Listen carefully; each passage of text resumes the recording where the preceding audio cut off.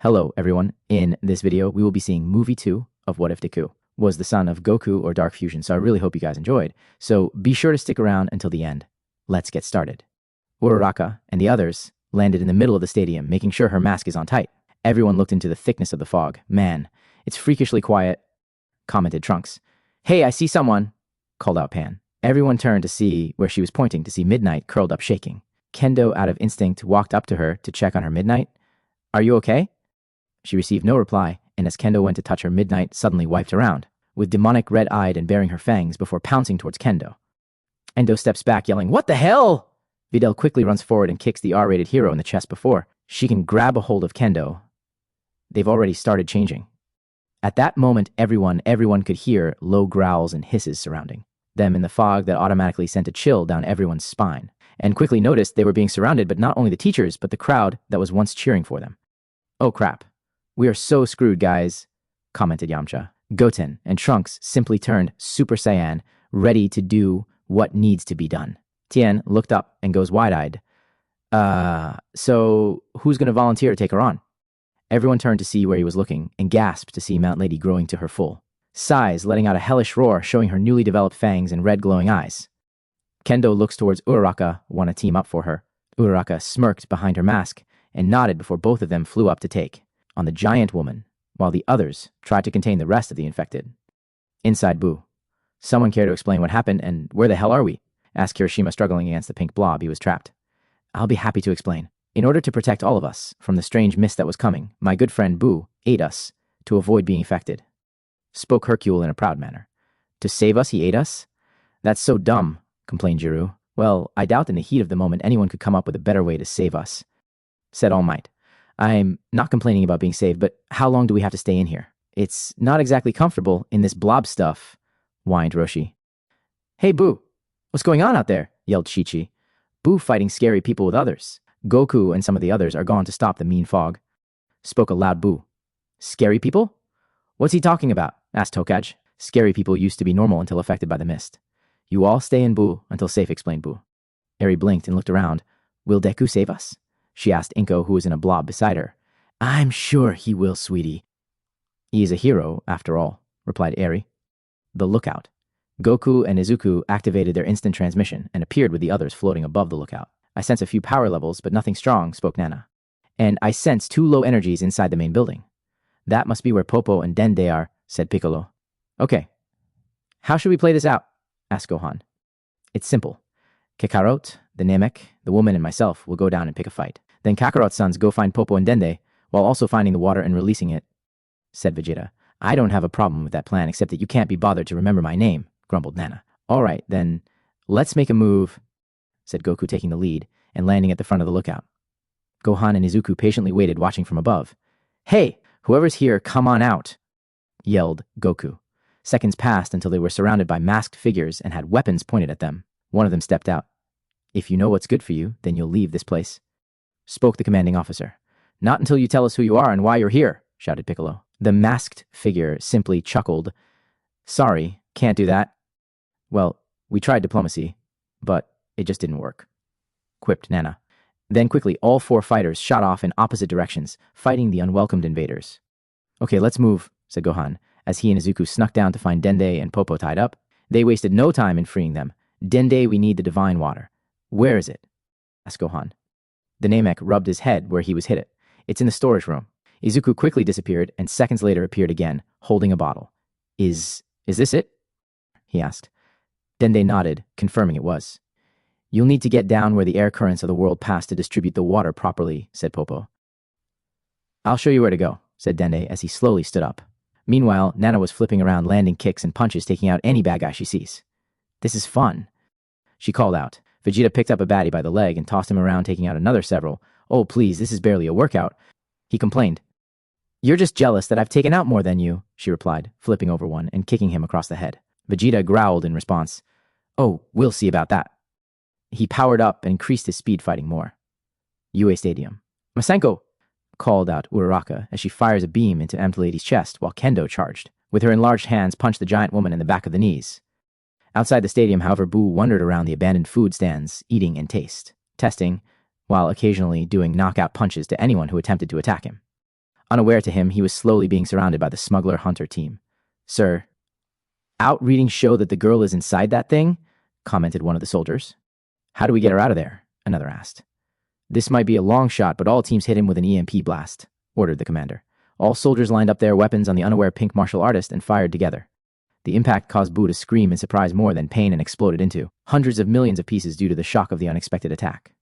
The shockwave we created pushed away the mist in an 800-meter radius. Everyone who was inside Boo was automatically returned to normal size, but laid on the ground unconscious. Except for Kaminari, whose electric quirk made him immune to the EMP blast. He sat up, rubbing his head in a daze, until he saw a figure pick up a knocked-out Eri.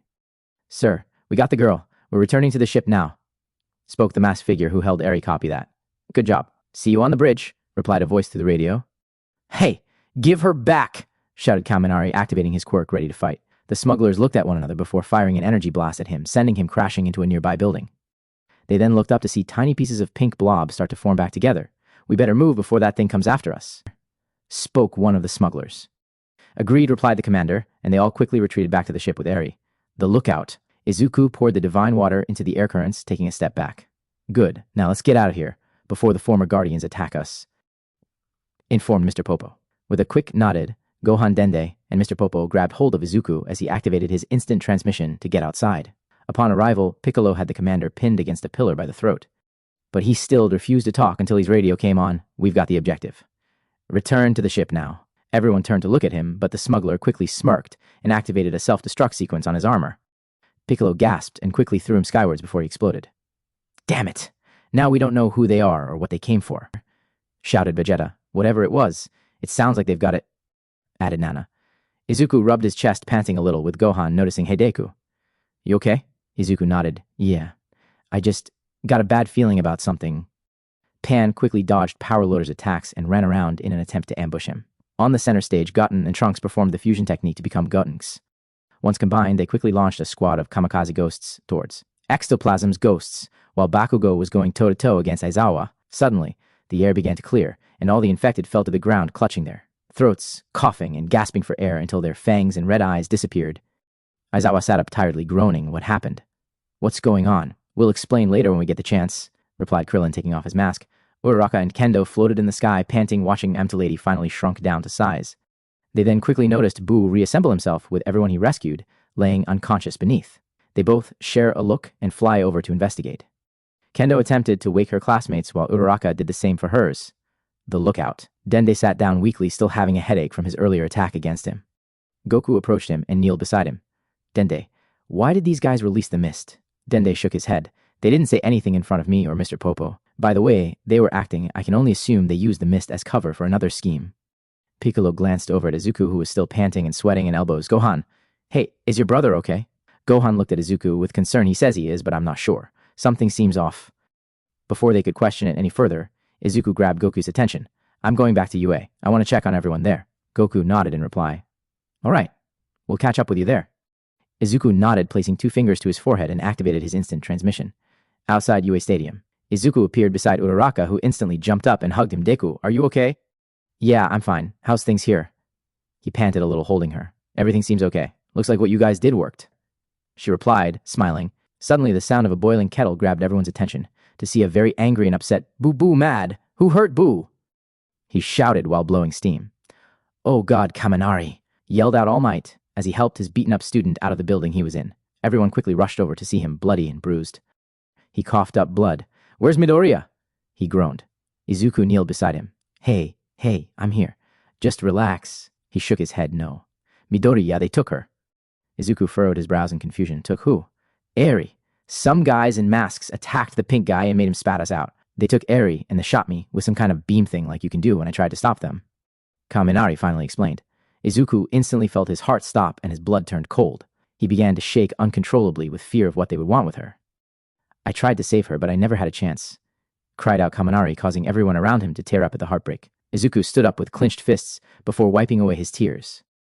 He quickly searched for Eri's energy and locked onto it, placing his fingers to his forehead. Uraraka reaches out to grab him. "No, Deku, wait!"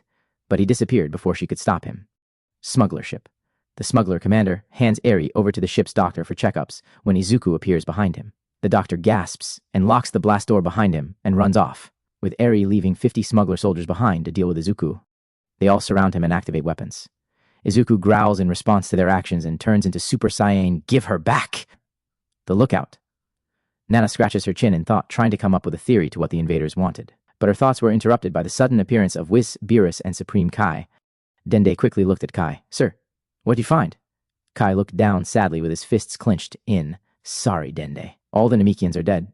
Dende dropped to his knees with his heart broken while everyone who stood around him stared at Kai, horrified. What do you mean? What's going on? Shouted an upset Piccolo. We'll explain in time, but for now we need to find the child with horn and white hair, spoke Beerus. Goku looked at him in even more confusion. Eri? What do you want with her? I'll be blunt, Goku. The fate of the entire cosmos relies on finding her, replied Whis. Gohan spoke up. Well, she should be with Buu and the others. Goku nodded and placed his fingers on his forehead. Grab on. And once we get to her, you guys can explain everything. Whis and Beerus nodded in agreement, and everyone grabbed hold of Goku as he used his instant transmission. UA Stadium. Goku appears and sees everyone standing around and wounded Kaminari and Inko comforting Uraraka. He slowly walks over to them. What's going on? Where's Eri and Izuku? Kendo turns to face him. Some guys in masks took her, and Izuku has gone after them. Kaminari tried to stop them, but they attacked him. They stiffen at her explanation. They came here for girl, growled Vegeta. Beerus yelled in frustration. Damn it! We're too late. Smuggler ship. Izuku blasted through another door and continued smashing his way through anyone who attempted to stop him. Eri, where are you? He yelled as he continued rampaging on the alien ship. Meanwhile, on the bridge, the captain was speaking to Vodka. Lord Vodka, we have the girl. But someone is on my ship trying to find her. He's destroying all my men. Is that so? Well, I may be able to offer some assistance. Vodka replied. Detroit smash, yelled Izuku as he smashed a group of smugglers guarding the door effortlessly. He finds the doctor standing on the bridge beside what he assumed to be the captain of the ship, with an awake Eri. Deku, she called out with tear-filled eyes from fear. Izuku frowned, eyeing them off. Give her back and I'll leave quietly. The captain growled back. No way. We put too much at risk for this mission. Izuku's Super Saiyan form began to crackle, lighting more wildly as he ignored the groan pain in his chest. Final warning. Suddenly, in a flash, a red-skinned being appears in front of the captain, facing Izuku. He kinda looks like Whis, but is bigger. And Red Izuku quickly thought, eyeing off the newcomer.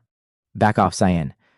The child is in my possession now, spoke the villain. His words enraged Izuku as he began to charge forward, but pain in his chest became overwhelming, making him fall to his hands and knees as he clenched his chest.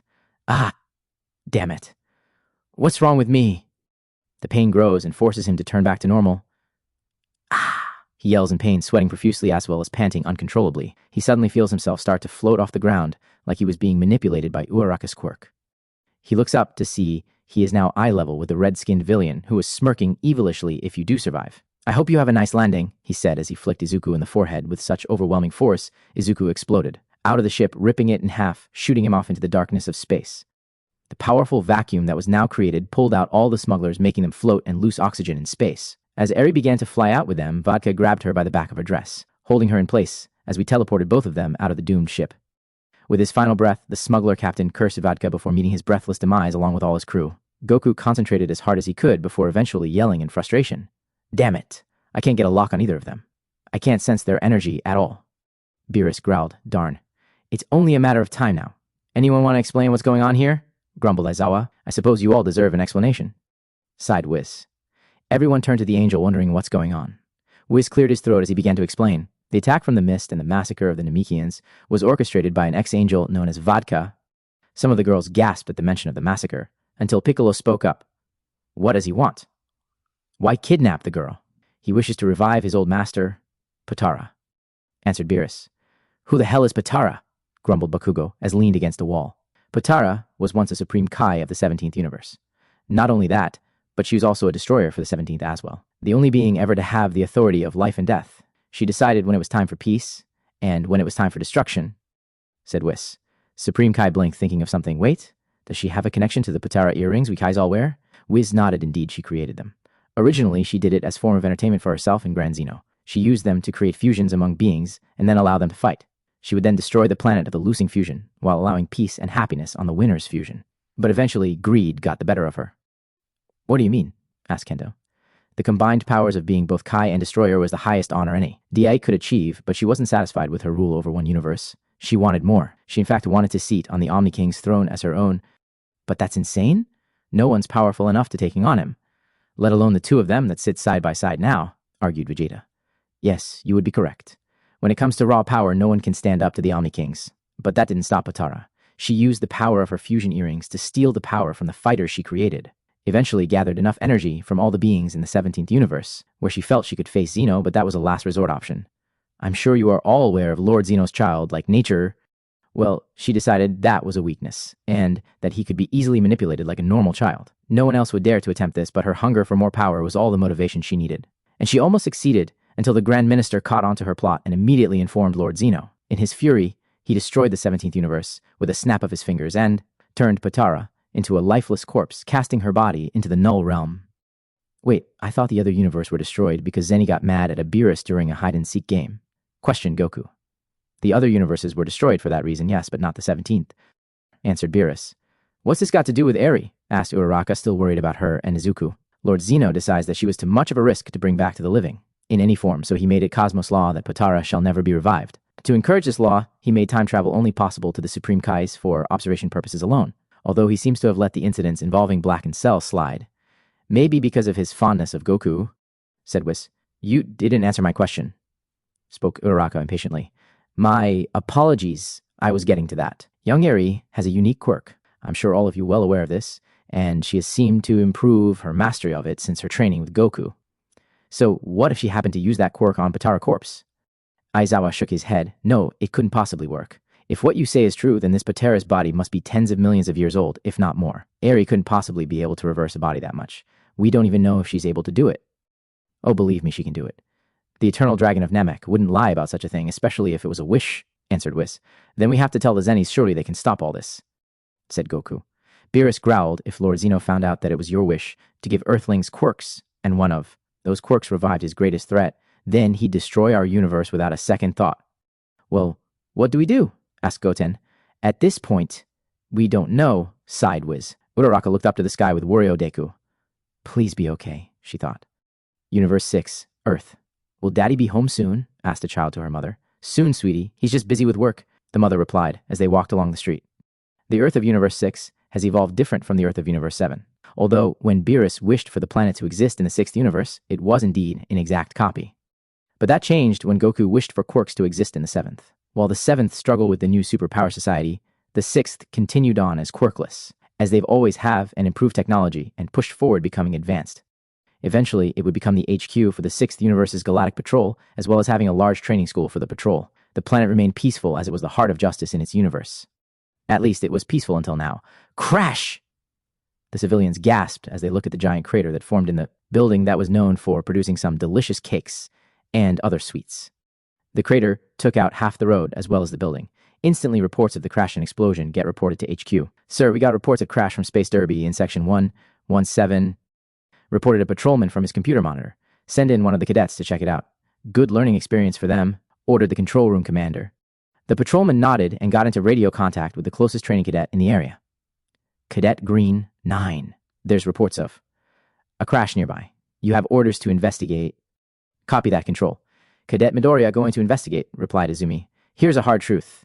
Not all men are born equal, or women for that matter. When I was 4 years old, I left my home planet Sadala to live with my Earthling father. My Saiyan mother couldn't care for me due to the fact she was committed to surviving the Sadalan army, and so I was raised on Earth by my father.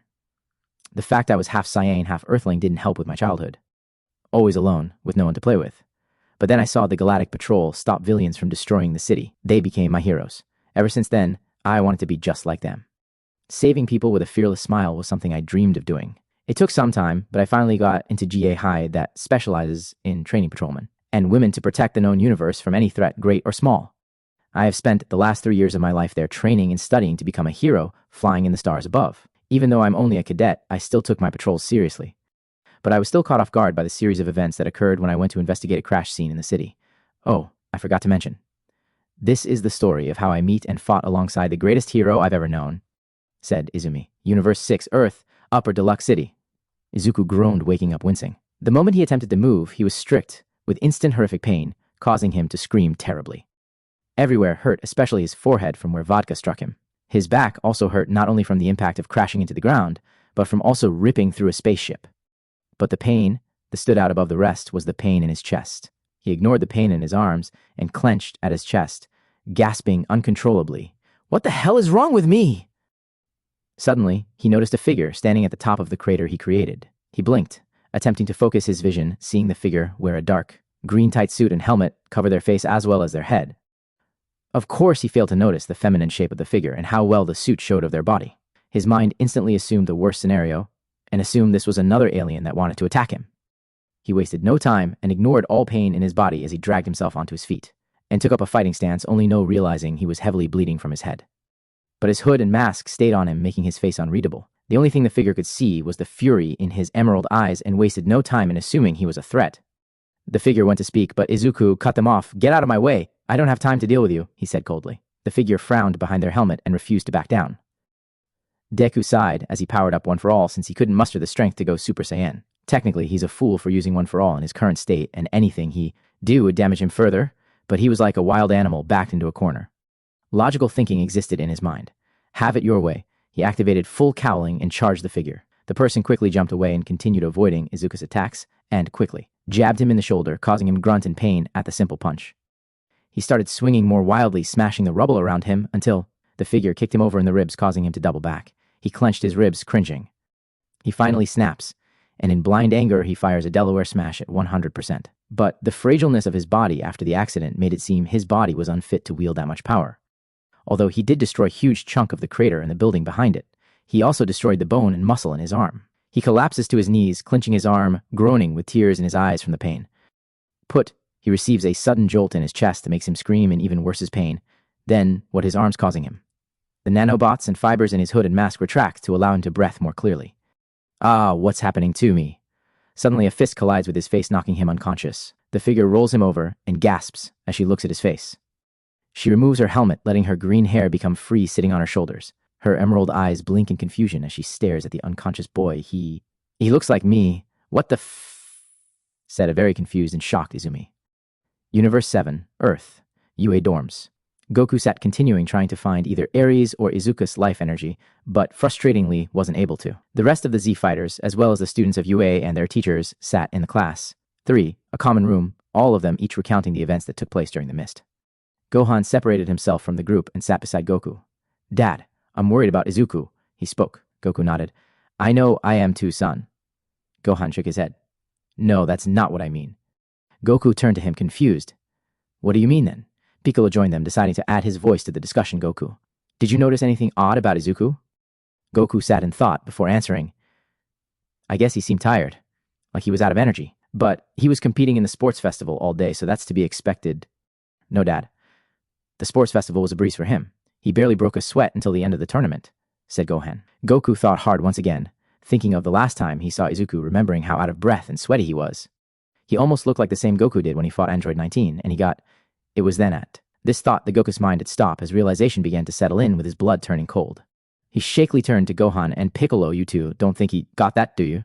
They both nodded, confirming Goku's fears. Unknown to the three, Uraraka was listening on the conversation, and what she heard and what Goku said made her incredibly fearful for her love. She took shaky breath and approached them. "What is it that you think Deku has?" Her voice sat quietly and fearful, but loud enough for the three to turn in surprise at her sudden appearance. All three looked down, ashamed and afraid to answer.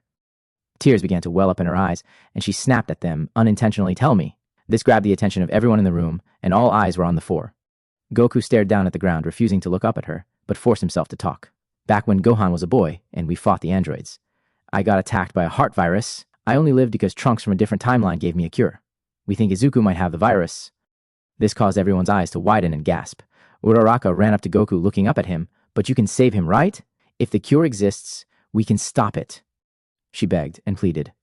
"I'm afraid not," said Wiz, causing all eyes to turn on him. "You see the heart virus that infected Goku, he picked up from planet Yardrat. Technically, in the other Trunks timeline, Goku is patient 0 that releases the virus onto that Earth. But since our Goku got cured from the alternate timeline medication, the virus didn't. At spread thus, there was no need to make a cure for something that didn't exist. However, Izuku was also infected by the virus, since in the Yadrat's case, the virus can be genetic. So as Goku-san, he has naturally become infected. It's only just now began to attack his body," explained Whis. Uraraka was shaking in horror and rage, with tears streaming down her face. Inko was crying into All Might's shoulder, while he tried to fight back tears as well. Nana stepped forward. What about Goten? If what you say is true, shouldn't he be infected as well? Yamcha decided to speak up. Wait. When Goku got sick, we weren't sure if the virus was contagious or not, so Chi-Chi and I also took some medicine too. Indeed. As Yamcha explained, Chi-Chi also took the medicine, and it acted as a vaccine which prevented Goten from being infected. Technically, Goku is still infected, but, as he stands now, he's only a carrier. Concluded Whis.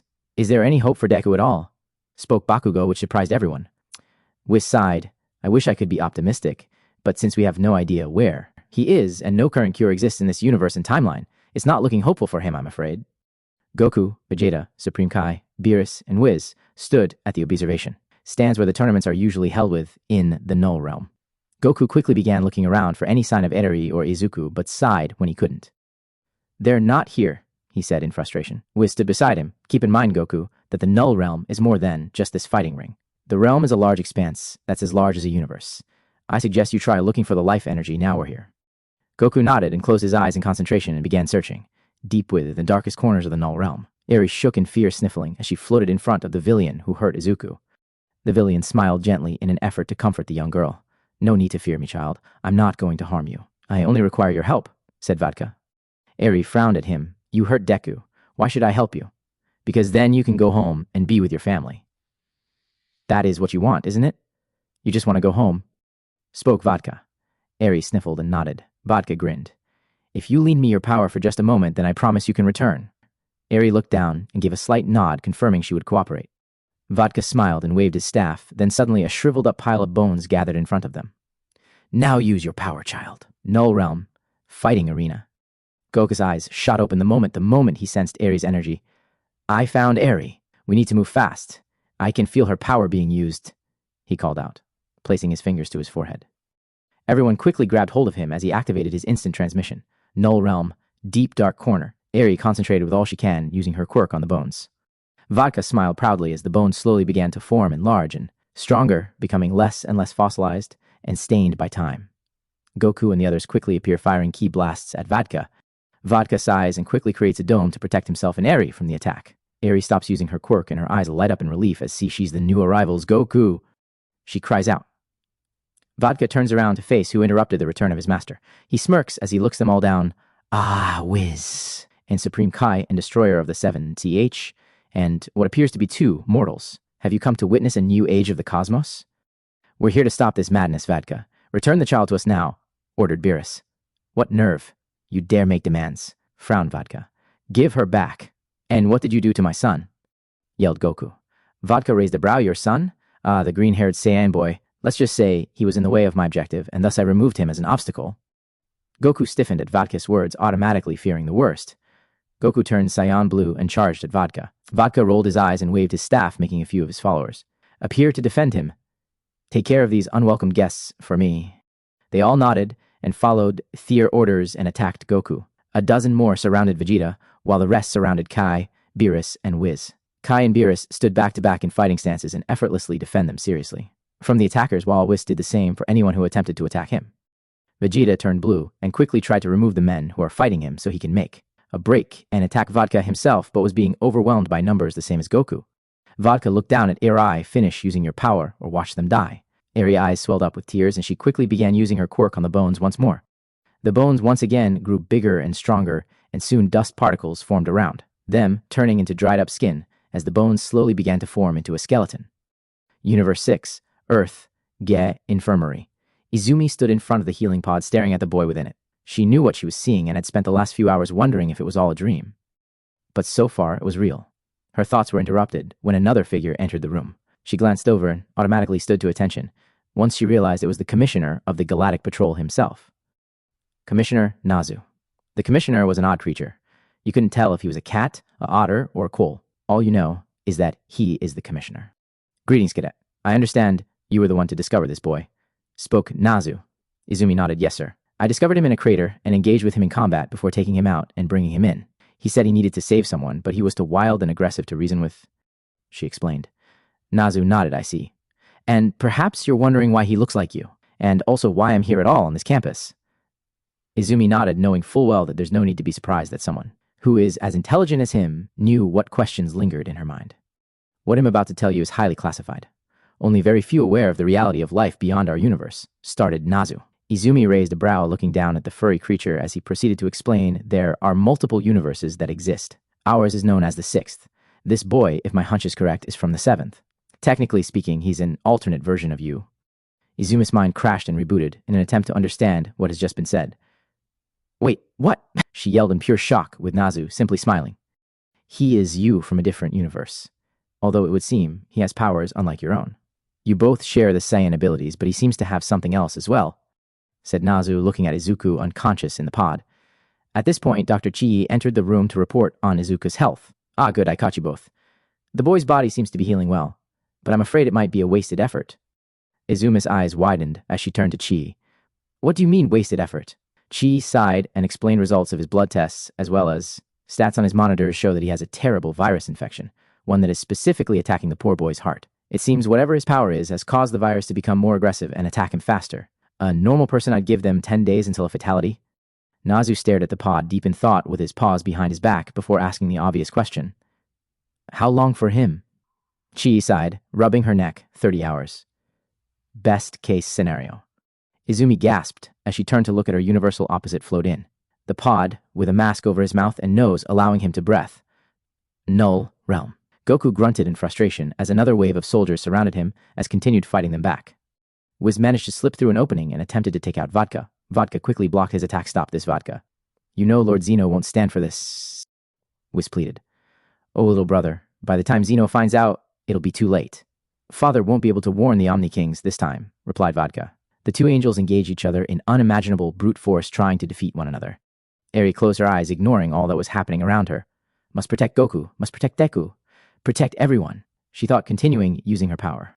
The dried skin completely covered the reformed skeleton, and dried up dusty clothes began to form around the ancient body. Soon, the clothing regained its color and becoming cleaner. The skin became more lively, with a gray color slowly returning to it. Long, flowing white hair began to form the head, and wrinkles began to fade as the skin became smoothed. A large hole in the center of the chest began to close up, as though the wound never occurred. Then suddenly, a single heartbeat echoed throughout the entire Null Realm, grabbing everyone's attention. This caused Eri to stop using her quirk and open her eyes. Beerus stared wide-eyed in fear and horror at the being before him. We failed. He whispered only loud enough for Kai to hear him. Patera's eyes shot open, staring down everyone around her. She clenched her hands and felt her chest, confirming the hole was gone. The female Kai smirked with satisfaction and looked down at the tiny girl before her. I assume I have you to thank, little one. She spoke in a kind voice that didn't not at all shot the evil everyone sensed coming out of her. Eri simply nodded in response, shaking in fear. Goku stared wide-eyed at Patara. That power. It's crazy. I've never felt anything close to that. Patara patted Eri on the shoulder. Thank you, child. You'll be rewarded for your kind deed. She spoke in her same kind voice. Then she roared in pride, echoing through the entire Null Realm. I am back, and the entire cosmos will be mine. Patara eyed off the intruders who dare attempted to prevent her return. So only warriors of the 7th have come to stop me? Then the 7th shall be the first to witness my return. She spoke, smiling softly. Beerus whispered to Kai, we need to fall back now and warn Lord Zeno. Kai gasped in surprise. But won't that guarantee the 7th's destruction? Beerus sighed with her return. We're doomed either way. I don't like the idea, but it'll be the noble thing to do to save the rest of the cosmos. Kai nodded in agreement. Beerus called out, Whiss! Saiyans, return to us! In a flash, they all stood back to back in fighting stances. You got a plan. Lord Beerus? Asked Vegeta. We're retreating, Beerus said shamefully. Vegeta growled, What? They're clearly weaker, the US, and she doesn't look all that scary. Yeah, come on, Beerus, we can take them, added Goku. Don't argue with me, you two. We don't have a choice, said Beerus in a cold tone. But what about Eri? Asked Goku with obvious concern. She brought Patara back, so no harm will come to her. She may be the most evil being we've met, but she at least has the courtesy to care for those who assist in any shape or form. The greater the deed, the more she respects you. And Eri's actions was a big deed, answered Whis. No, you guys get ready to go on mark, replied Goku, placing his fingers to his forehead. Vegeta groaned and grabbed hold of Whis the moment Goku vanished. Damn that idiot, cursed Beerus as he and Kai also grabbed hold of Whis just as Goku appeared behind Patara, firing a ki blast in, her fast and grabbing Eri in one swift motion and using his instant transmission to return to the others. Go! He yelled, grabbing hold of Whis, and quickly they disappeared from the Null Realm. Patara stood unfazed by the attack from Goku and simply chuckled. Vodka appeared in front of her, bowing. Ma'am, shall we pursue them? She shook her head. No. We'll deal with them in time. Right now, I need to gather energy. My body is still weak even though I have no equal in terms of power. She produced a pair of earrings out of the air and grinned looking at them. I was a fool to rely on one universe against Zeno. I'll use them all this time. Ma'am, there are now 2 Omni-Kings, spoke Vodka, causing Patara to frown. What? She asked. The Saiyan, who just took back the child. He brought another Zeno from an alternate timeline, and he currently shares the throne with the original Zeno of this time, explained Vodka. Potara frowned. Damn it. With the combined energy I steal from all the fused beings in the remaining 12 universes still won't be enough. Unless we add more beings to fuse. She thought out loud. How would we add more beings? Asked Vodka. Potara turned to him, smiling gently once more. We'll start with the 7th. Destroy the checkout stations to the other world. But if we do that, the dead can freely walk among the living as though they lived themselves. Spoke Vodka with concern. Potara smiled wickedly precisely. She then creating more and more earrings in the millions. Then suddenly they vanished. These will make a start for now. The 7th is about to be fused. Universe 6. Earth, Ga Infirmary. Izumi sat watching the unconscious boy in the healing pod. She placed her hand on the glass, sighing. Who were you trying to save? She asked. The only response she got were the bubbles floating to the top of the pod. The sound of footsteps caught her attention to see her friend Mina. Her short blue curly hair was a standout along with the antennas poking out. Her dark black eyes and silver irises were also a unique feature to the alien.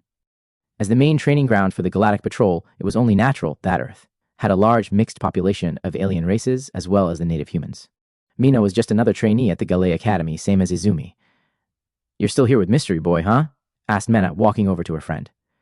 Izumi nodded in response, her eyes not leaving Izuku. Mena looked back and forth between the two and grinned. I must say he is pretty cute. No wonder you can't look away from him.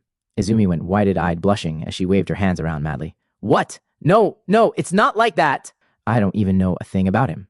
I'm just worried about his heart is all. He's got a virus. Mena chuckled. Oh, Izu, you make it too easy sometimes. Besides, you're allowed to have a crush on strangers. I don't have a crush on him. Besides, it'd be weird. We're basically the same. Wouldn't it be like having a crush on my brother if I had one? Man, this multiverse stuff is confusing. Groaned Izumi, running her fingers through her hair before tying it back in a ponytail. You're overthinking it, Mina concluded before another pair of footsteps caught their attention. Recognizing the old, fragile blonde man, they both stood at attention. Officer. Yugi, sir. They both shouted with a salute. At ease, you two. Yugi smiled gentle at the two cadets before his blue eyes lingered onto the healing pod. I've been informed of the boy's heart problem and the solution to it. He spoke, not taking his eyes off the pod. Izumi gasped. Really? There's a way to save him? She asked, hopeful. Yugi turned to her. We're uncertain, but Commissioner Nazu believes it's worth a shot. Izumi nodded, and standing back at attention with pure determination, understood, sir. Whatever it may be, I wish to volunteer to assist in any way possible. Yugi smiled. I'm not at all surprised, young Midoriya. I wouldn't expect anything less from you. But you'll need someone to go with you. Okay, you twisted my arm. I'll go with her, said Mina, in a casual, uncaring tone. Izumi rolled her eyes and looked back at Yugi. What do we have to do? Travel to the Earth of Universe 7 and find the cure. I know it's not a solid plan, but with the time frame we have, it's the best option we got, answered Yugi. Momo sat sipping tea, speaking with her great-grandfather Trunks and her great-great-grandmother Bulma. Naturally, she was shocked at the reveal from All Might, but as conversations proceeded, things became more and more connected. Like the mysterious radar her mother gave her, that Midoriya suddenly took great interest in once he laid eyes on it. So whatever happened to the company? I can't help but notice no one really uses capsules, asked Bulma in curiosity. Mom, I already told you. When Quirks appeared, things got a little crazy, and the company went bankrupt because Heroes and Villian were causing chaos. Everywhere, no one was focused on buying capsules there. We're focusing on surviving and attempting to live normal lives, explained Trunks. Forgive for asking great-great-grandmother Bulma, but what are these capsules you keep referring to? Asked Momo. Oh, just call me Grandma. The whole great-great thing makes me sound ancient. Anyway, capsules were my father's invention that basically everyone had and made life 1,000 times easier. You could basically carry anything in your pocket without worries, replied Bulma.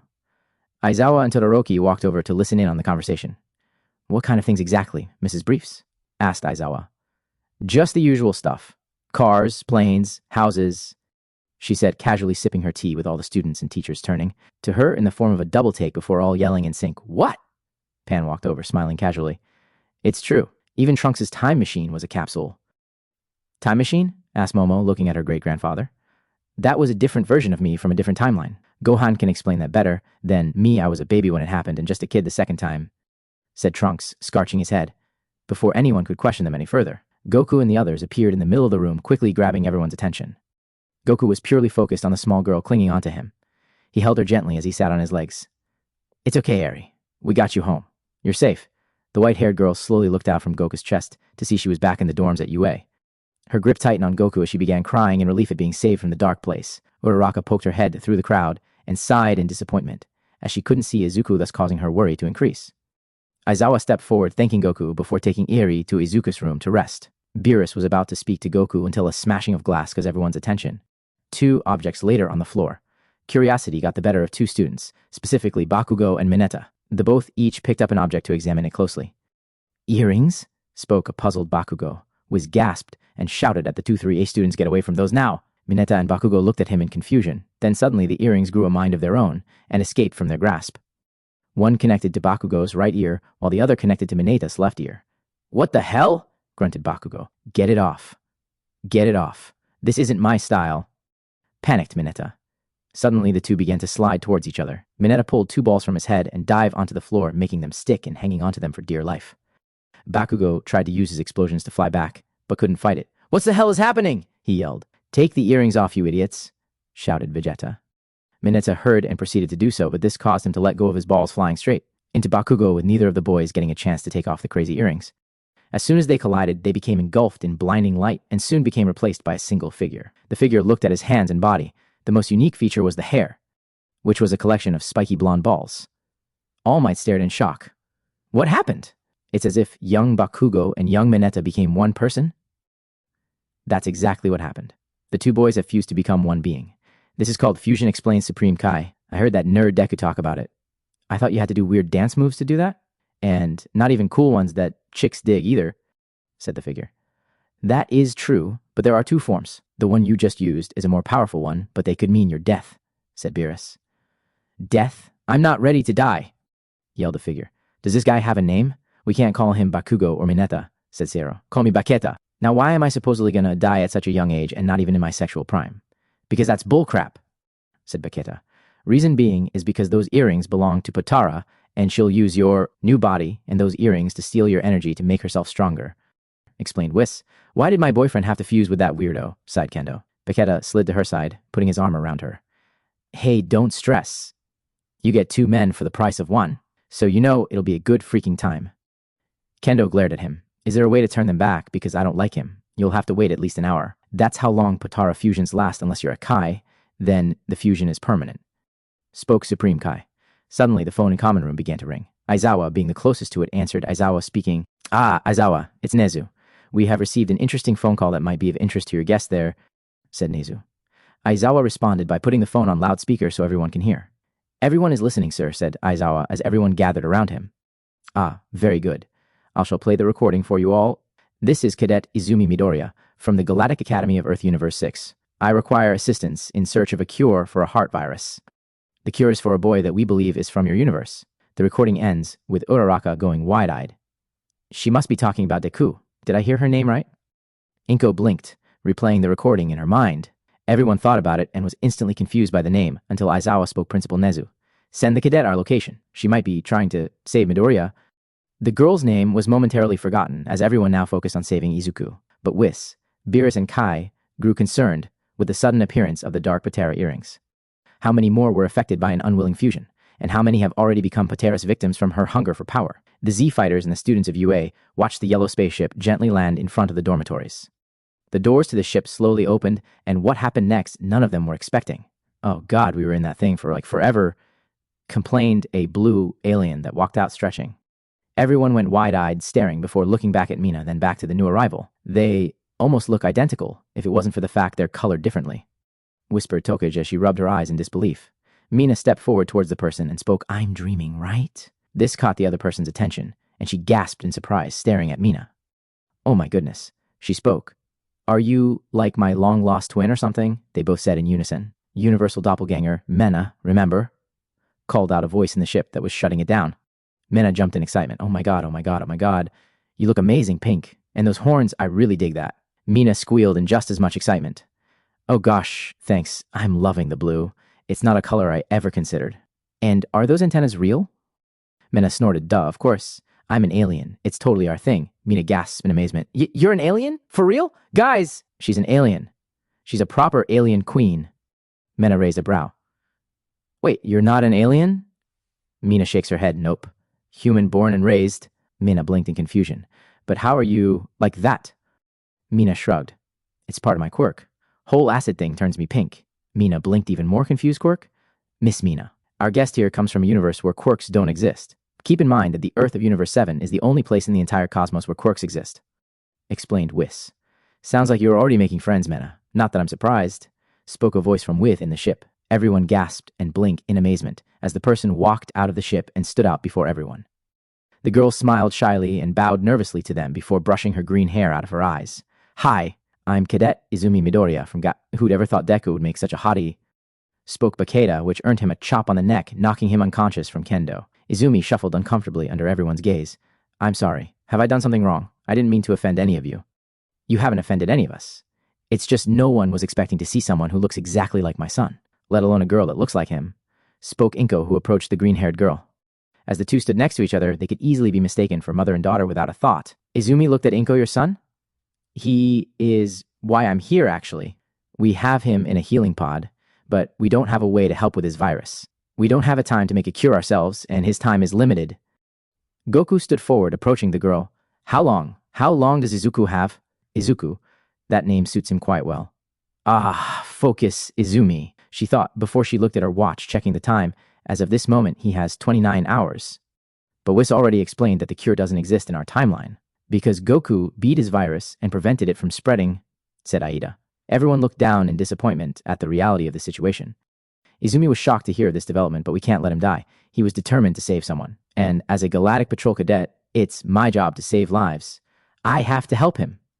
Uraraka stepped forward, looking at the female Deku, and she couldn't help but smile. Sadly, it's amazing how much alike you two are.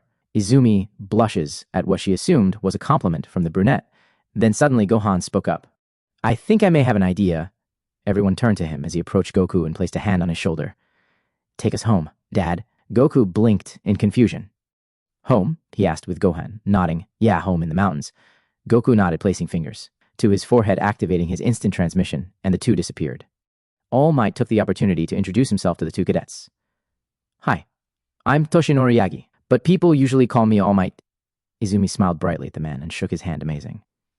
You look like the spitting image of my master Yugi. All Might tilted his head in curiosity. Yugi? Men's nodded, standing beside her fellow cadet. Yep.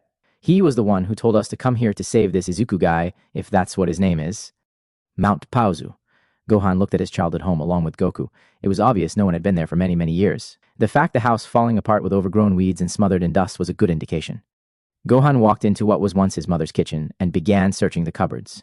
Goku stood back watching his son search and search until he found what he was after. Got it. Goku approached him. What is it? Gohan turned around to show him a dusty bottle. It's the medicine Trunks gave you from the future. It's been here all this time? But it's old. Like, really old. I don't think we can use it to help, thought Goku out loud. As it is now, you're right, but I know a little girl who can help with that problem, answered Gohan. Goku began smiling in realization at Gohan's idea. You're a genius, Gohan. He quickly grabbed him and used instant transmission to return to UA, Universe 7, Otherworld. King Yama continued his endless work. As he stamped documents, you go above and you go below. Above, above. Below, above, below, above, below, below, below, above, below. His work was automatically stopped by the appearance of Vodka.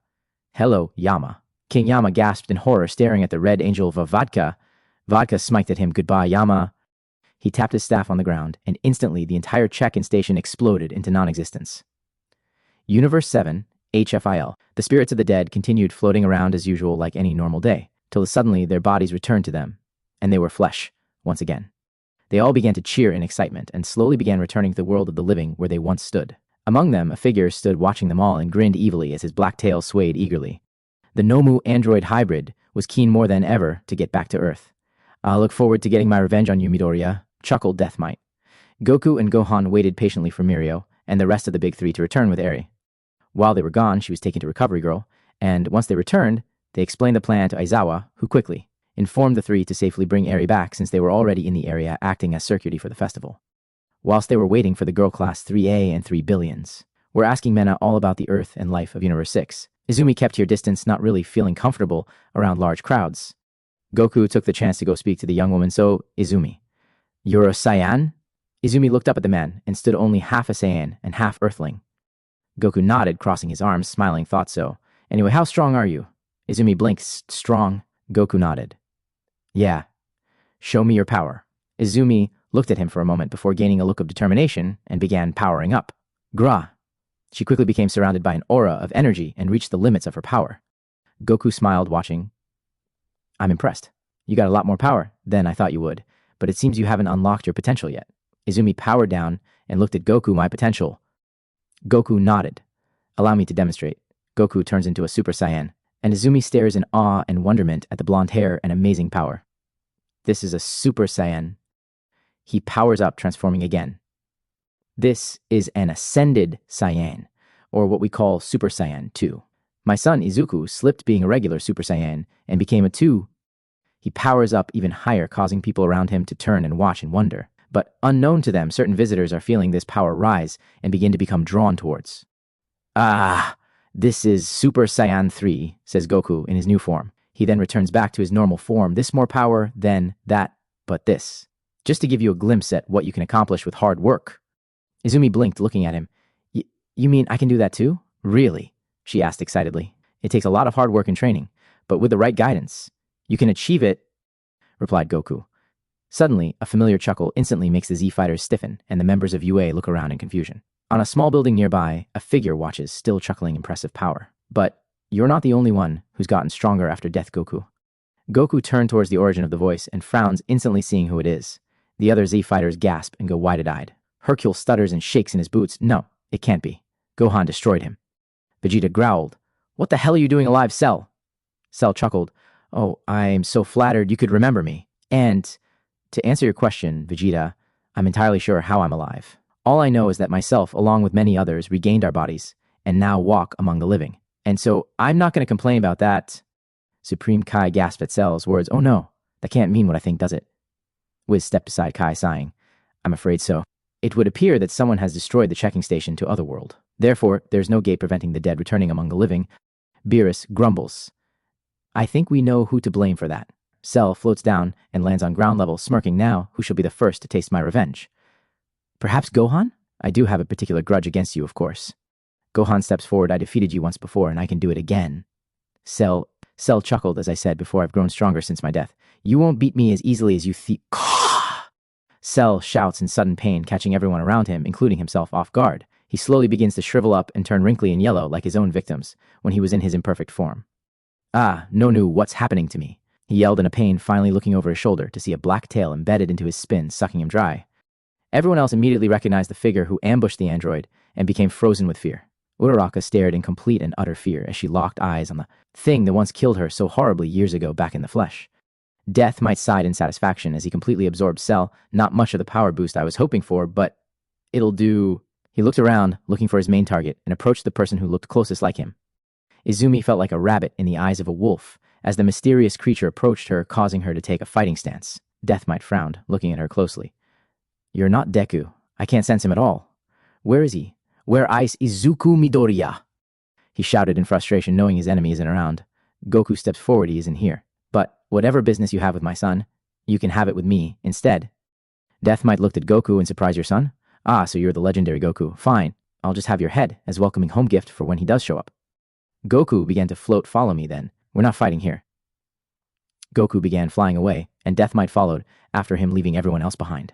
Kendo placed a hand on Uraraka's shoulder. You okay? Uraraka shook as she stood but nodded. Then Nejira flies over with Eri riding in her back. Got her Aizawa! The others will catch up shortly. So what do you need her for? Is it for her quirk? Is it top secret? Am I even allowed to know? Can I know? Can I watch? Aizawa sighed. You always ask too many questions. Eri walked over and Gohan quickly approached the girl. Listen, Eri, I need you to use your quirk on this. I need it new to help Izuku. Can you do that for me? Eri looked at him and nodded in determination. Anything for Deku. Izumi approached them. Can she do it while we travel on the ship? Because he's running out of time. Gohan looked towards Eri and she nodded that she could. The half-Saiyan and white-haired girl followed the Galactic Cadet to her ship. Uraraka quickly walked up to them. Let me come. I need to see him. Izumi looked at Uraraka and could see the worry in the girl's eyes and simply gave a nod, allowing her to join. Once everyone was seated, Mena began the launch sequence to take off. Gohan watched Eri use her quirk on the bottle while Uraraka waved goodbye to everyone, especially Inko, who was just as worried about Izuku as she was. Goku continued flying until he found an appropriate wasteland where he can go one-on-one with the android Nomu hybrid. He stopped flying and turned to face the Black Beast. He was pretty confident he could defeat him pretty easily, but it wasn't worth risking getting the others hurt if he tried to pull any dirty tricks. Death, Might, and Goku stared each other down. The battle between the father of Deku and the League of Villains' most powerful creation begins. Beerus stared at the sky where the visitors of Universe 6 had left the Earth's atmosphere. He sighs, turning to Wiz. I think we've delayed long enough. Take me to the Omni Kings. Wiz nodded, of course, my lord. Beerus stood beside Whis, with Supreme Kai joining them. Wiz tapped his staff, and the three disappeared, failing to tell anyone of their intentions for the visit to the Omni King. Vegeta sighed, however full aware of what is possibly about to happen, but decided not to cause anyone any unwanted stress and keep his mouth shut. Suddenly, he felt multiple energies surrounding them, and the moment he took up a defensive stance, he found himself with everyone else surrounded by Frieza's former followers along with Solidars that were once under Babidi's control. The UA students and Z fighters quickly took up fighting positions ready for a full-on battle. Bakeda grinned excitedly, eager to fight. Downtown, in an industrial area, Zarbon looked around at the streets below in wonderment. What a primitive planet this is, he said to no one, put himself as he watched on. He had no idea how he got to where he was, but, like many others that day, he wasn't going to look a gift horse in the mouth. Suddenly, a man in the streets below caught his attention. The blue-haired and pale-looking man walked along, mumbling as he held a bottle in his hand, careful not to touch it with his pinky. Another civilian walked by, making comment on how exciting it was to watch this year's sports festival. This caused the blue-haired man to frown and tighten his grip on the bottle, causing it to decay and disappear in dust. Zarbon raised a brow in curiosity at this display, but was suddenly caught off guard by something striking him in his right ear. After a quiet groan, he rubs his ear to feel an earring in place there that was different from his usual one. Unknown to him, the blue-haired man also was struck by an earring, but in the left ear instead. He swore for a moment before feeling himself begin to get dragged backwards. Zarbon suddenly felt himself pulled from the roof and was sent flying towards the streets below. Until of surprise, both men looked at each other. And so the last thing Zarbon saw before fusing was Tomura Shigaraka's annoyed expression on his face. The moment the two collided, they became engulfed by light, turning into one being, becoming Zabaraki. Outside UA dorms, Krillin and Aizawa stood back to back with Nana beside them as they became cut off from everyone else and surrounded by multiple enemies. Nana turned to Krillin. You don't mind if I borrow your check, do you? Krillin shook his head. Go nuts. I was just about to do it myself, he replied. Nana nodded and smirked as she held up her hand and created a Destructo disc. Krillin grinned and created his own You Take Half. Nana spoke as she thrusted her arm forward, launching her disc, with Krillin throwing his the opposite way. Aizawa watched in amazement and slight shock as countless enemies became cut up and butchered by the glowing discs. Meanwhile, Pan and Mina were running down an alleyway screaming at the top of their lungs as soldiers chased after them. Can't you stop them with your blasts? Yelled Mina. Can't you stop them with your acid? Retort Pan as they continued running. Mina panted, truing, Yo, keep up with the quarter Saiyan girl when the light bulb went off in her head. Why don't we both attack? Okay, fine. On your count, replied Pan as she powered up an energy ball in each hand. Mina took a deep breath. 3, 2, 1. Both girls spun around with Mina pushing her hands together and shooting a toxic wave of her acid while Pan threw her energy balls at the enemies who were flying above them. After hearing yells and screams of pain and agony, the two girls bolted inside, taking the chance to hide and catch their breath. Wasteland. Goku panted in his Super Saiyan 3 form, holding his shoulder. He got caught off guard when he forgot that Death Might had multiple quirks at his disposal, as well as Cell's abilities. Hence, why he has a section of his shoulder missing, since he just barely had time to dodge the overhaul quirk. DM wasn't doing much better, since any clone he'd create Goku quickly destroyed effortlessly, and a limb or two missing himself. But quickly he regenerated those limbs, and was frowning at Goku. You're starting to piss me off, he growled. Goku responded by powering up and turning Super Saiyan Blue. How about I end this now? Then he roared. Death Might's eyes widened. You hid this power this whole time? You were just toying with me, he said fearfully. Goku responded in a way Death Might didn't want me. DM gasped and frantically began looking for a way to escape. Me. He began flying towards the cliffs in an effort to hide from attack. Ha! Shouted Goku as he launched his Kamehameha wave at DM. DM looked over his shoulder and yelled in fear as he became engulfed by the energy attack. The light soon faded, and Goku powered down his energy, turning back into his regular form. He searched the area for any sign of DM, but all he found was the aftermath of his attack. Not sensing any energy of the villain, Goku sighed in relief and slowly began flying back to UA, holding his wounded shoulder. Outside UA dorms, Vegeta, Goten, Trunks, Kirishima, and Baketa stood shoulder to shoulder as they eyed off the Ginyu Force doing their infamous pose. Vegeta grumbled, honestly, it's no wonder you all ended up dead. If you spent time fighting instead of doing dance lessons, you might actually be stronger. Jace frowned. Screw you, Vegeta. Besides, you got a halo above your head too, which shows you're just as dead as we are. Trunks sighed. He died of old age, like most of us. Vegeta smirked. I'm sick of waiting. He pulled off a blonde, spiky ball from his head and threw it at the Ginyu Force. The ball landed on Guldo's head. Guldo quickly reacted by holding his breath and activating his time freeze. Guldo smirked and casually went to pull the ball off his head and place it back on Bakita. But instead, what happened, his hand became stuck to the ball that was still stuck in his head.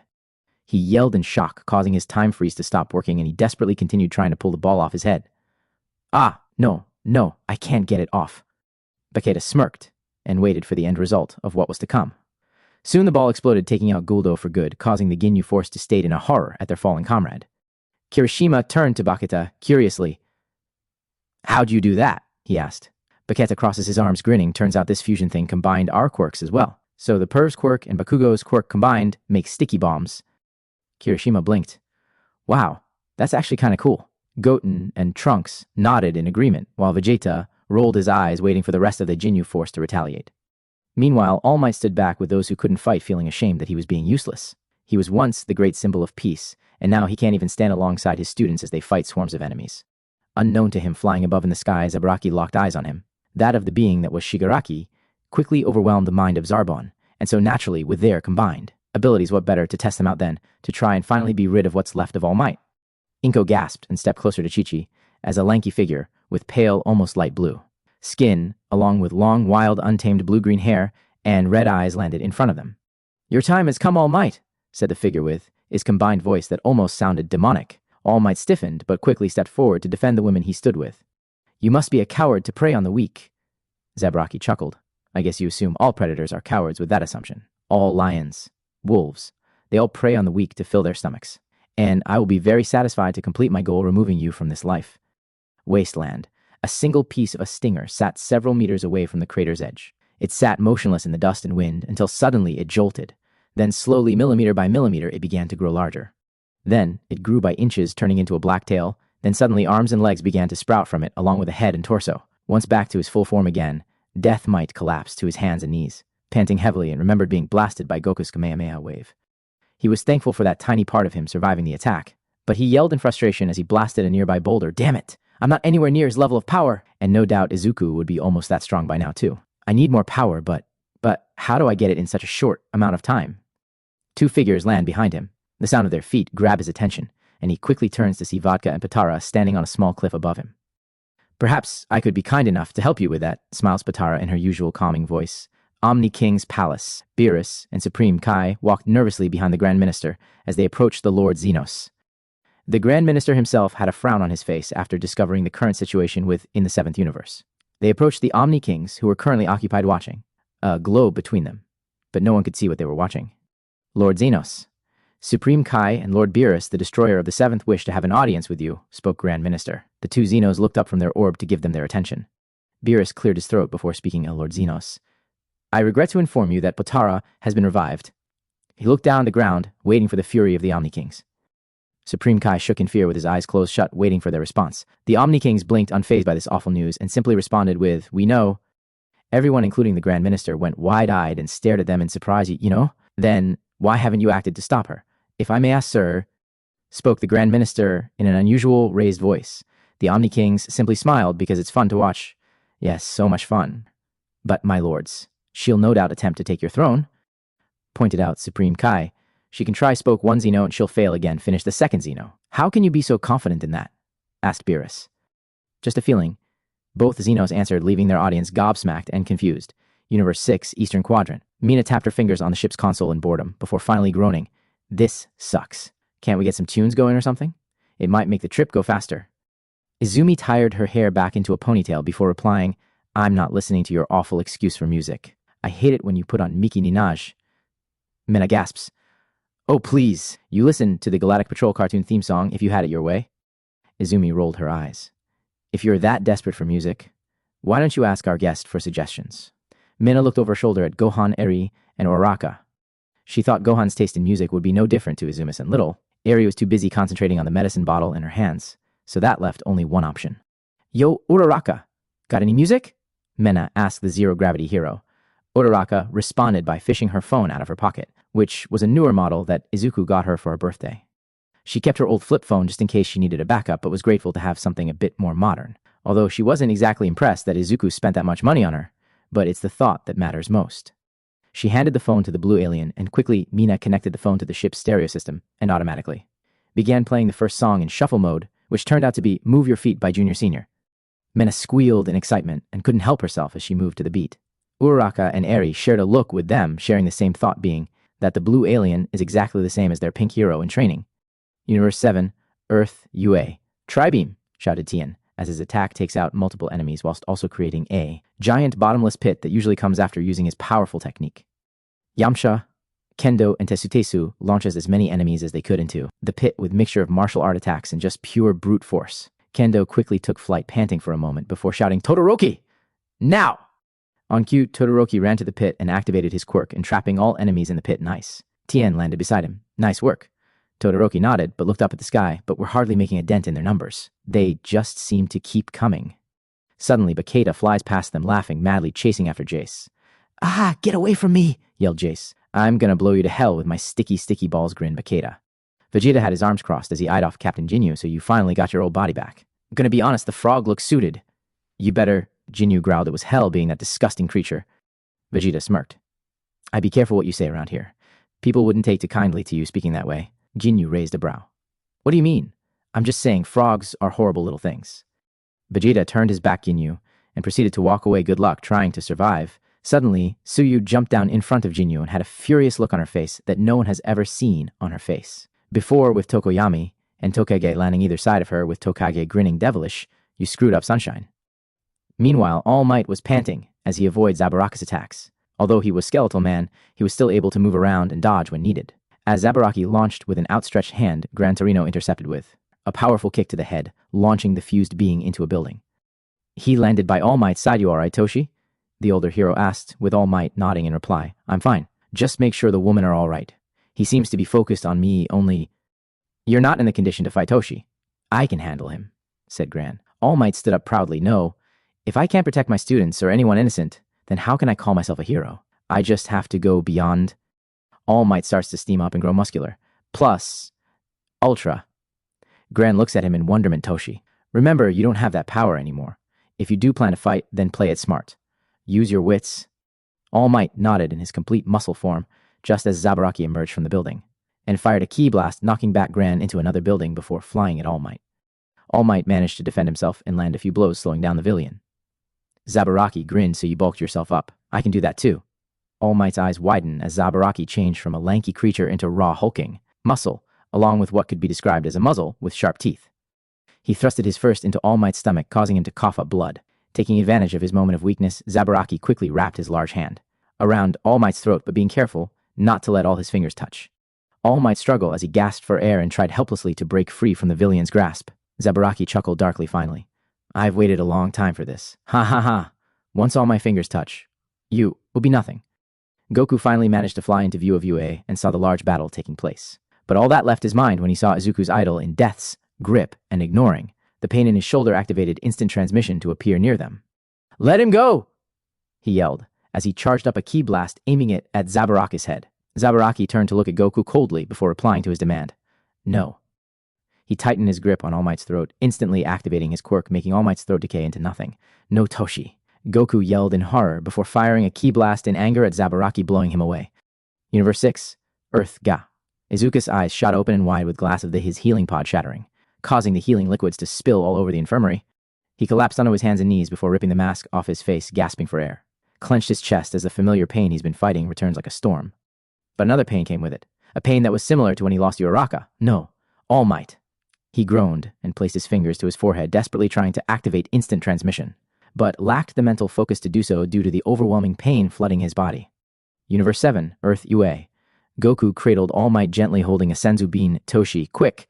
You need to eat this!" All Might looked up and lazily shook his head with and spoke barely. Above a whisper, "It can't stop the quirks effects." "I'm sorry." Goku shook his head. No. "Don't like that." The decay quirk progressed and eventually began to eat away at his head and slowly turned into dust along with the rest of his body.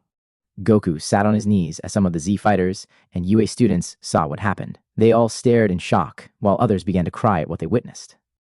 The symbol of peace is gone for good. Universe 11, Otherworld, check-in station. King Kevin slowly worked through the list of dead people that endlessly come through. You go up, and you go down. You go down too. And you as well. Oh, and you can go up, up, up, down, up, down, up, up, down, down. Suddenly, a black figure with a reptilian tail appears in the middle of the room. All eyes drift to him. Death Might looked around the room and grumbled. Let's get this over with. He began to glow brightly before causing a horrific explosion, destroying the check-in station. Within a few short seconds, nothing existed, and quickly Vodka appeared and waited patiently as he watched the last remaining cell of Death Might begin to grow and reshape back into his full form. That was a little over too, wasn't it? Spoke Vodka, looking at the android Nomu hybrid. Death Might looked over his at the ex-angel. I have Saiyan genetics in my being. That means when I get seriously injured and heal, I become stronger. So if Potara wants me to destroy these check-in stations, I'm doing it my way, so it benefits me. Vodka nodded very well. Let's move on to the next universe then, shall we? Death Might replied by standing beside Vodka, waiting to be transported. Universe 6, Earthga, Infirmary. Izuku clenched his chest as he attempted to get to his feet and leave. Something is wrong. I need to get to All Might. He groaned. Suddenly, a nearby door opens, and a skeletal man rushes in and looks at the boy. Young man, you're not in any condition to be moving around. Izuku looked up at the man and his eyes widened. All Might? I was so worried. I thought something bad happened to you. Yugi looked at the boy in confusion before realizing what the boy was saying. He kneeled down before the green-haired boy. I believe you have me mistaken for someone else. Izuku faced a turn to confusion as he tried to ignore the awful pain in his chest. What do you mean? You're All Might. The symbol of peace. I'm gonna assume this All Might person must be your universe's version of me, replied Yugi as he gently helped the boy up. My universe? My dad told me there were different universes. How did I get here? Wondered Izuku out loud. We've been wondering that ourselves. One of my cadets brought you in. Well, explain everything once she returns. Yugi spoke. Izuku shook his head no. I need to get back. Something's wrong and I need to find out what. And I still have to save Eri from that villain. He spoke with pent-up rage. Yugi frowned. Young man. You're in no condition to be traveling, let alone attempting any rescue missions. No offense, but you're not in a position to try and stop me. Izuku said coldly. You foolish boy. You don't even realize what's happening to your body. Have you not noticed the pain in your chest? Argued Yugi. It's nothing, sighed Izuku as he attempted to brush past Yugi. You're infected with a heart virus. If you don't wait for my students to return with a cute, then you will die, and you can't rescue anyone when you're a corpse, shouted Yugi, causing Izuku to freeze on the spot. A virus? That makes sense. But how did I get it? He thought to himself. He sighed, leaning up against the wall. So I have to wait? Yugi nodded and encouraged him to lay in bed. It shouldn't be long. I promise. They're well aware they're against the clock. Izuku laid back, breathing heavily as he clenched at his chest. I just hope they hurry. Universe 7, Earth UA dorms. Goku clenches his fists and hit the ground in frustration. Damn it! I couldn't save him. Nana kneeled beside him. Goku, it isn't your fault. You did what you could. No, I should have been here sooner. I could have stopped this. He grumbled. Vegeta landed beside him. Pull yourself together, Kakarot. Earth still has Dragon Balls, so we can wish him back. For now, focus on all these weaklings who seem to keep returning from the dead. Goku slowly got to his feet. You're right, he said quietly as he looked around at the seemingly endless villains that seemed to keep appearing. But he also noticed the lack of dry eyes on the UA students. He couldn't blame them. They just watched their greatest hero die in his arms. Goten landed beside his father, panting. I think I've beaten those Ginyu guys a dozen times now, and they just keep coming back. Special beam cannon, yelled Kendo and Piccolo in sync, as each fires a beam through Dodoria, making his body fall from the sky and land with a loud thud. Bakata stuck Jace with a dozen sticky bombs and laughed insanely as he waited, and watched the villain explode from the quirk combination attack. Suddenly, Bakata began to glow and split apart. His two halves floated apart, returning to their origin forms. Mineta sat up, rubbing his head.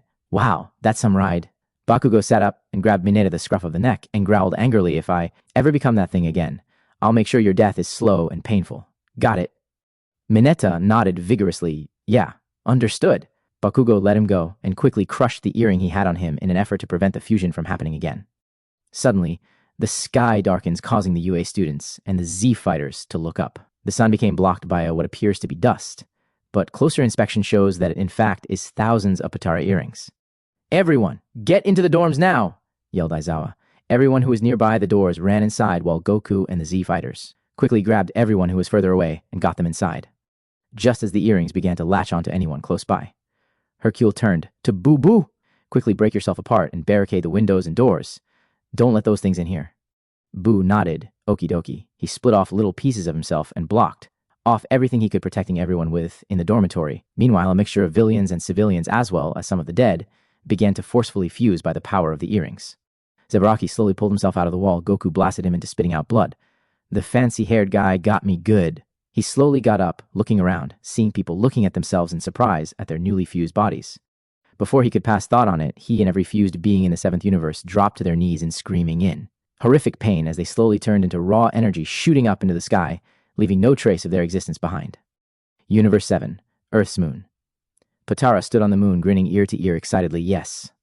Yes, give me all the energy. The harvested energy from the forced fusions began to absorb into her body from every edge and corner of the 7th universe.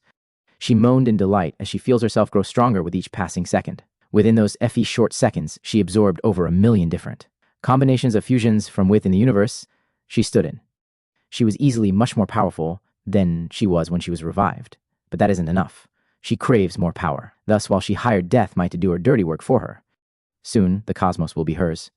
That she is certain of. Uraraka looked around the campus as she followed Izumi while holding Eri's hand, with Gohan following behind. Minna walked along beside them as she spoke. It's different but familiar at the same time. Huh? Now you know how we felt when showed up at your hero school thingy. It's strange, but you're right. It seems so much more advanced than Yue, commented Uraraka, just as they entered the infirmary. They all stood in front of the door that led to the healing pod. Izumi took a deep breath and opened the door, but gasped in shock once seeing the pod damaged. Everyone quickly stood beside her, wondering what she's gasping about. Gohan blinked, looking around. Where's Izuku? He was supposed to be in the pod? Spoke Mina. Ah, you finally made it? Spoke Yugi from behind them. Uraraka, Eri, and Gohan went wide-eyed, facing the man that looked a spitting image of the symbol of peace. All Might? What are you doing here? How did you get here? Izumi stepped forward. He's not All Might. He's our teacher and cadet commander. Master Yugi. Yugi nodded. Yes, I've already had this discussion with young Midoriya. He woke up destroying the pod in an effort to return to his universe. But, with some convincing, I told him to rest until you returned. Yugi then turned to look at Izumi. Now, did you find the cure for the virus? Izumi motioned for Eri to step forward as she was holding the heart medicine. She held the bottle up to the older man, which he took, thanking the child. Very good. I ask you to be patient for a moment longer. Let him take the medicine before seeing him, said Yugi. Gohan sighed. I suppose we can't wait a little longer. Please give it to him. Yugi nodded and quickly made his into the room where they assumed Izuku was bedded. Universe 7, Earth, UA. Bakugo walked around looking and seeing nothing. No one in sight. After the sudden arrival of the strange earrings, everyone mysteriously disappeared into the sky, once becoming fused with another person. The only survivors being those who hid inside 3A's dorms. He looked up to see Trunks and Hado fly back from one direction, while Piccolo and Tokoyami returned from another. As the four landed, they quickly became surrounded by the rest of the survivors.